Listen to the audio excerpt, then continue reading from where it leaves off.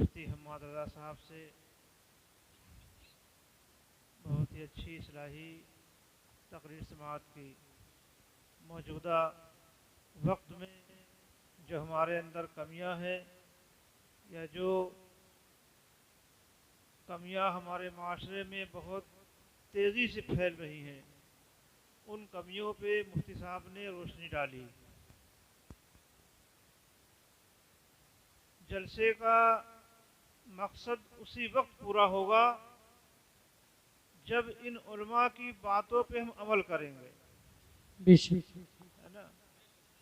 और अगर इन्होंने जो बातें बताई उनको हमने सुना, इधर से सुना और इधर से निकाल दिया, तो आपका यहाँ पे आना बेमकसद और हम लोगों का भी यहाँ पे आना बेकार।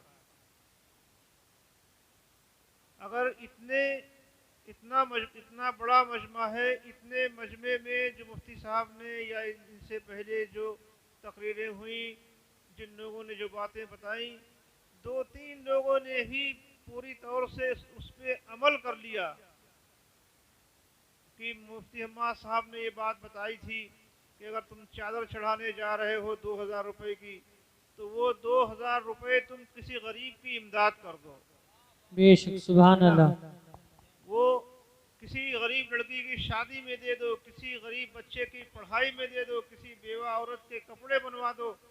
मैंने तो अपने यहाँ उर्स में ये ऐलान किया कि आप चादर चढ़ाने आते हैं मेरे यहाँ आस्थाने पे 2000-5000 की, तो वो आप 5000 की चादर न चढ़ाएं, सिर्फ 50 रुपए के फूल पेश कर दे मजार शरीफ पे और बाकी पैसे आप किसी गरीब को दें, सुभान अल्लाह, सुभान अल्लाह। मदरसे में दे, किसी गरीब बच्ची की शादी में दे, किसी गरीब आदमी के इलाज में सर्फ कर दे। तो ऐसी चीज़ों में पैसों को खर्च करें। यहाँ तक कि उस दिन मैंने मुफ्ती साहब के सामने ये बात कही थी, मेरे पास फ़ोन आया कि हजरत मैं आ रहा हूँ, मेरे पास आए होंगे, अल्लाह ने उनको औलाद अता की, कि मेरे बेटा हुआ, मैं आ रहा हूँ, वहाँ डेगे करूँगा। कितनी डेगे करोगे? जो ही 2-4-5 डेगे बताई, और 2 गाड़ी आएंगी। बहराइच की तरफ के लोग थे। मैंने उनसे कहा तुम मेरे यहाँ मत आओ, तुम 25-30 हज़ार रुपये खर्च करोगे, तुम अपने घर पे अच्छा खाना बनवाओ, तुम्हारे करीब में जो मदरसा है वहाँ के बच्चों को बुलाओ, और जो मस्जिद के इमाम साहब हैं उनको बुलाओ, उनसे तुम बुजुर्गों की नजर कराओ और उन मदरसे के बच्चों को अच्छा खाना खिलाओ। जो तुम्हारे पड़ोस में गरीब लोग हैं उनको तो वो खाना खिलाओ, और उसी पैसे में से कुछ नजर अपने मस्जिद के इमाम साहब को पेश कर दो, तुम्हारा यहाँ पे आना कबूल हो जाएगा। सुभान अल्लाह, सुभान अल्लाह, या रसूल अल्लाह, जिंदाबाद। सुभान अल्लाह। तो पैसा, मुफ्ती साहब ने बहुत अच्छी बातें बताई। मैं तो मुकर्रिर हूँ नहीं, उस अंदाज में आपको बता नहीं सकता हूँ, समझा नहीं सकता हूँ। सिर्फ इतना कहूँगा, अल्लाह ने अगर आपको दौलत दी है, आप कहीं पे दौलत नहीं दी है, आप 100-200-500 रुपये कहीं खर्च करना चाहते हैं, तो उसका मसरफ अच्छा होना चाहिए।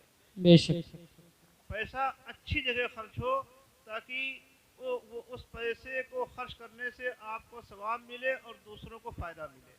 बेशक। और ऐसी जगह पैसा मत खर्च कीजिए कि वो पैसा भी बेकार जाए और आपको बजाय सवाब के आपके नामे अमाल में गुनाह लिखा जाए। तो बहुत अच्छी बातें बताएं, इन सब बातों पे अमल कीजिए। और जहाँ भी जाना होता है, मुफ्ती मौलाना असना साहब ने दावत दी, इनकी दावत पे हाजिर हुआ। बहुत दिनों के बाद मैं इतनी देर किसी जलसे में रुका हूँ। नहीं, ज़रा नवाजी नहीं है, ज़रा नवाजी कोई बात नहीं है, क्योंकि बहुत सी बातें होती, कुछ बातें ऐसी होती हैं जो मैं रुकूं, मैं उन बातों को कह नहीं सकता हूं कि मैं किस लिए नहीं रुक रहा हूं, मैं उसका इजहार नहीं कर सकता हूं। लेकिन जिसके बुलाने में जितनी अकीदत होती है, जितनी मोहब्बत होती है, उसी लिहाज से वहाँ पे रुका जाता है और वहाँ के लोगों से मुलाकात की जाती है।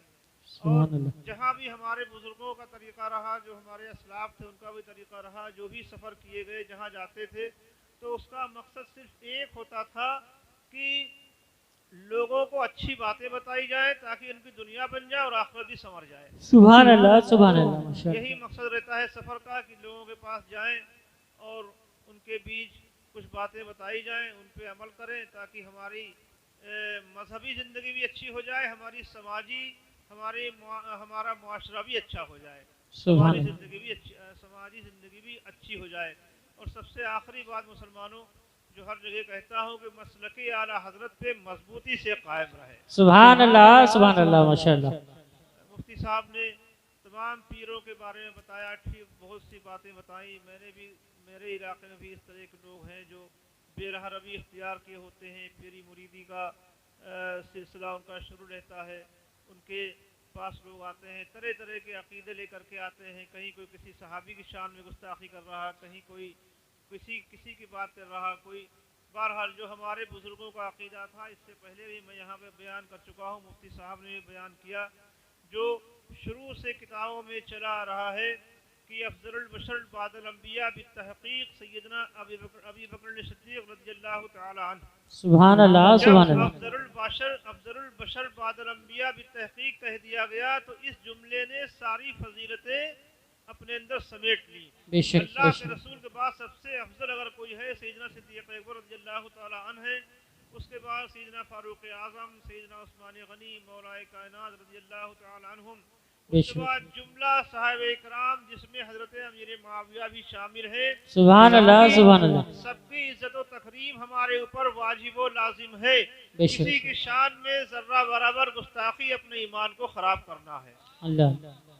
और ये नहीं कि मैंने कोई ऐसी बात कह दी। मेरे जद्दियारा 614 हिजरी में तशरीफ लाए थे ख्वाजा साहब की बारगाह में। सुभान अल्लाह। ख्वाजा कुतुब साहब के पास भेजा, ख्वाजा कुतुब साहब ने मुरीद किया और आपको जो भी नवाजना था नवाजा। उसके बाद फरमाया कि जाओ दीन की तबलीग करो और इंसानियत के पैगाम को आम करो। फिर पिलग्राम तशरीफ लाए, 800 साल हो गए।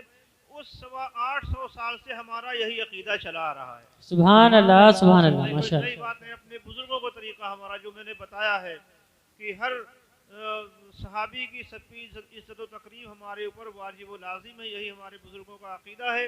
इससे अगर हटके कोई बात करता है तो वो मसलके अहले सुन्नत वल जमात के खिलाफ है जी। इसी पे मजबूती से कायम रहे या मसलके आला हजरत यही है, मसलके आला हजरत पे मजबूती से कायम रहे। अल्लाह ताला हमारे और आपके यहाँ आने को कबूल फरमाए और इस मदरसे को अल्लाह ताला खूब तरक्की दे। मौलाना असना साहब के जो भी मंसूबे हैं इस मदरसे के ताल्लुक़ से अल्लाह ताला उसको पूरा फरमाए। आमीन या रब्बल आलमीन। हमारे पूरे मुल्क में, पूरे भारत में अल्लाह ताला अमन, सुकून, शांति का माहौल अता फरमाए। आमीन। आप सबको अल्लाह ताला अच्छा रखे, सलामत रखे। अस्सलाम वालेकुम।